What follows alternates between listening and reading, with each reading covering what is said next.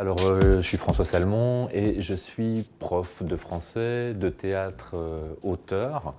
J'ai écrit des recueils de nouvelles, j'ai écrit des pièces de théâtre et je dirais surtout ce qui me passionne dans la vie, c'est les histoires, les raconter, les partager, les lire, etc. Voilà. Je suis père de 3 grands-enfants. Je suis quoi?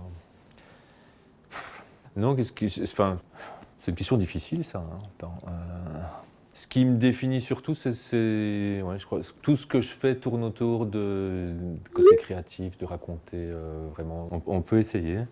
Alors, le piano du Congo, c'est l'histoire d'un piano qui va être vendu. Donc, c'est la vente d'un piano, et en fait, l'acheteur qui va débarquer dans cette famille pour acheter le piano va, en auscultant le piano en quelque sorte, découvrir des failles, des choses qui sont un peu abîmées dans le piano et qui en fait vont révéler des secrets de famille, des problèmes qui étaient même inconnus par cette famille, et il va mettre à jour des fantômes qui viennent du Congo. Le piano du Congo, c'est pour ça, c'est-à-dire que cette famille et ce piano, j'ai droit un peu plus ?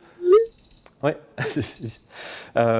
Cette famille, les grands-parents ont vécu au Congo belge et ce piano a fait l'aller-retour Belgique-Congo-Belgique et on a ramené effectivement des fêlures et des fantômes, voilà, en gros. C'est le soleil couchant, je dirais. Il y a cette image qui arrive au début de la pièce et qui revient plusieurs fois, du piano qui est sur un bateau qui remonte le fleuve Congo et le soir tombe. Le soir tombe à 18h parce qu'on est près de l'équateur.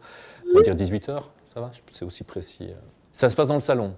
Alors c'est un salon, salle à manger, cuisine, bureau, parce que c'est un tout petit appartement. Et donc c'est une petite pièce où il y a tout en fait, dont un piano. Alors la rumba congolaise mélangée à une valse de Chopin, parce que c'est ces deux univers-là qui se rencontrent.